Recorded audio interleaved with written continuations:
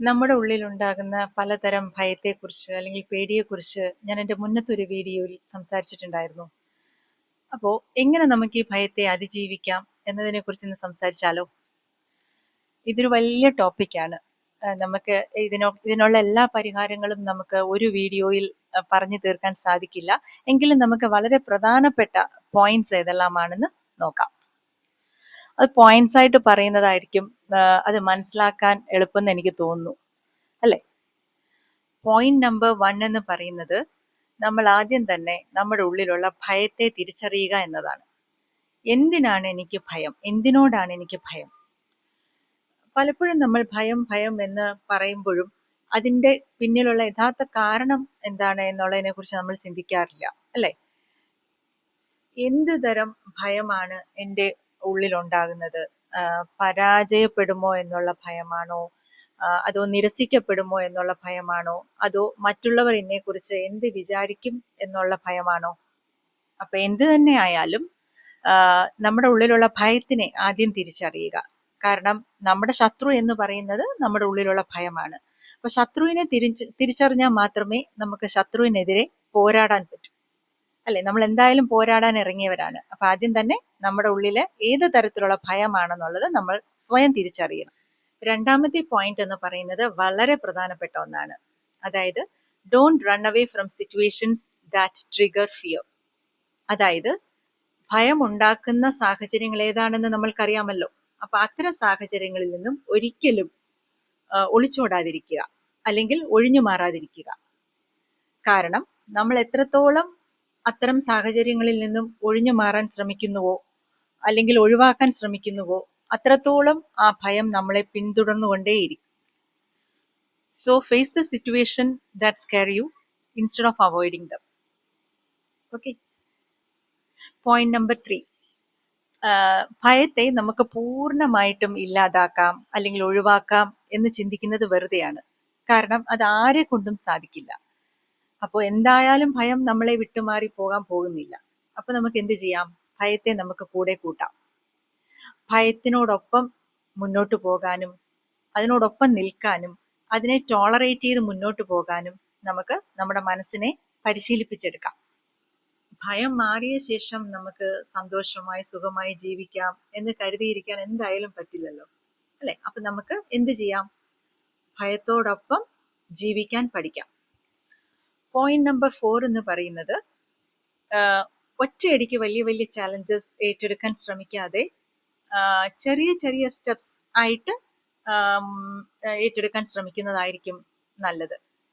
ഉദാഹരണത്തിന്, പബ്ലിക് സ്പീക്കിങ്ങിന് പേടിയുള്ള ഒരാളാണെങ്കിൽ പെട്ടെന്ന് പോയി ഒരു ക്രൗഡിന് മുന്നിൽ നിന്ന് സംസാരിക്കാൻ ഒരുപക്ഷെ സാധിച്ചെന്ന് വരില്ല. അപ്പോൾ ആദ്യം 2 പേരുടെ മുമ്പിൽ നിന്നൊന്ന് സംസാരിച്ച് നോക്കുക, പിന്നെ ഒരു ചെറിയ ക്രൗഡിനെ ഫേസ് ചെയ്യുക, അതിനുശേഷം മാത്രം വലിയ ക്രൗഡ് സംസാരിക്കാൻ ശ്രമിക്കുക. ഞാൻ എൻ്റെ കാര്യം പറയുവാണെങ്കിൽ, ഞാൻ വളരെ സ്റ്റേജ് ഫിയർ ഉള്ള ഒരാളായിരുന്നു. പക്ഷേ ഈ ടീച്ചിങ് കരിയറിലോട്ട് വന്നതിന് ശേഷമാണ് ഒരു പരിധി വരെ എനിക്ക് എൻ്റെ സ്റ്റേജ് ഫിയർ ഒക്കെ ഓവർകം ചെയ്യാൻ സാധിച്ചത്. എല്ലാ കാര്യങ്ങളും അങ്ങനെ തന്നെയാണ്, അല്ലേ? നമ്മൾ ഇടപെടുന്ന സാഹചര്യങ്ങളാണ് നമ്മളെന്ന വ്യക്തിയെ മോൾഡ് ചെയ്തെടുക്കുന്നത്. പോയിന്റ് നമ്പർ 5, ഈ ഭയം അല്ലെങ്കിൽ പേടി എന്നുള്ളൊരു ഇമോഷൻ ഉണ്ടാകുമ്പോൾ നമ്മൾ നമ്മുടെ ശരീരത്തിന്റെ പ്രതികരണം ഒന്ന് മനസ്സിലാക്കി വെക്കുക. അതായത് തീർച്ചയായിട്ടും അപ്പോൾ നമ്മുടെ ഹേർട്ട് ബീറ്റ് വളരെയധികം കൂടും, നമ്മുടെ ശ്വാസം വേഗത്തിലാകും, നമ്മൾക്ക് ഷിവറിങ് ഉണ്ടാകും, നമ്മൾ ധാരാളം വിയർക്കും, അല്ലെ? അപ്പൊ ഇത്തരം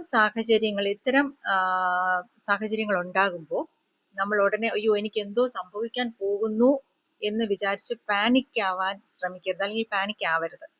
കാരണം അതായത് ഈ ലക്ഷണങ്ങളെല്ലാം തന്നെ നമ്മുടെ ബോഡിയുടെ ഒരു നോർമൽ സ്ട്രെസ് റെസ്പോൺസ് ആണ്.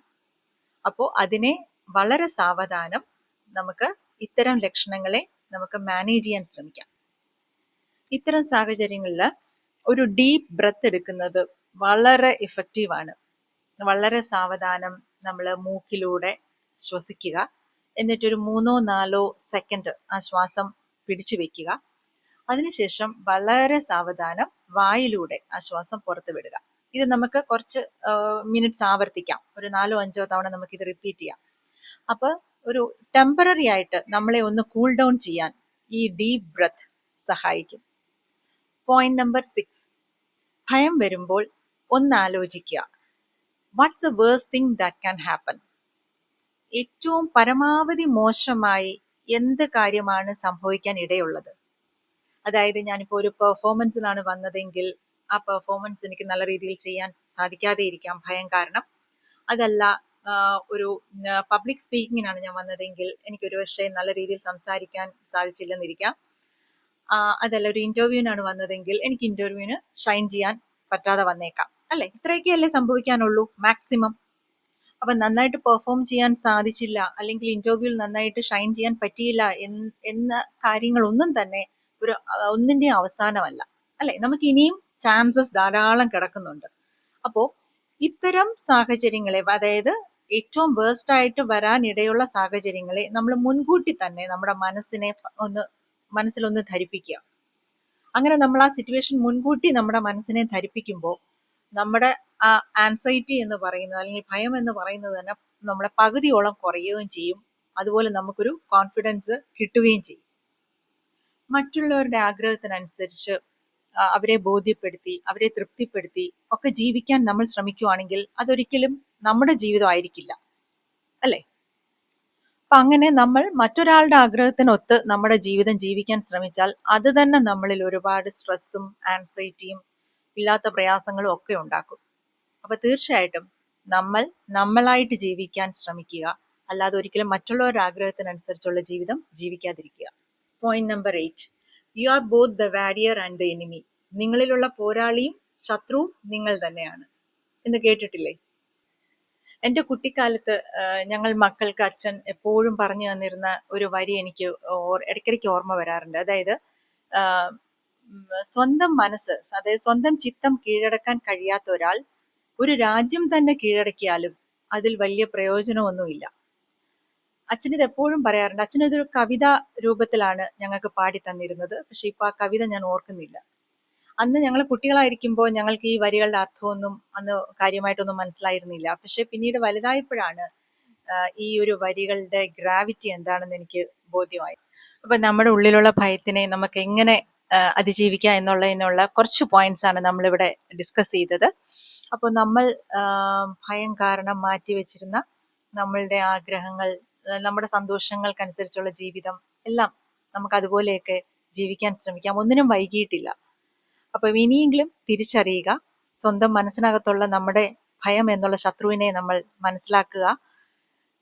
ഭയം കാരണം നമ്മൾ മാറ്റിവെച്ച നമ്മുടെ പല ആഗ്രഹങ്ങളും സ്വപ്നങ്ങളും ഒക്കെ നമുക്ക് തിരിച്ചു പിടിക്കാൻ ശ്രമിക്കാം. ഓക്കെ, അപ്പോൾ ഇത്രയേ ഉള്ളൂ. മറ്റൊരു ടോപ്പിക്കുമായിട്ട് നമുക്ക് അടുത്ത വീഡിയോയിൽ കാണാം. എൻ്റെ വീഡിയോ ഇഷ്ടമാവുകയാണെങ്കിൽ തീർച്ചയായിട്ടും സബ്സ്ക്രൈബ് ചെയ്യുകയും കമൻറ്റ് ചെയ്യുകയും ഷെയർ ചെയ്യുകയും ചെയ്യുക. So see you soon. Bye, take care.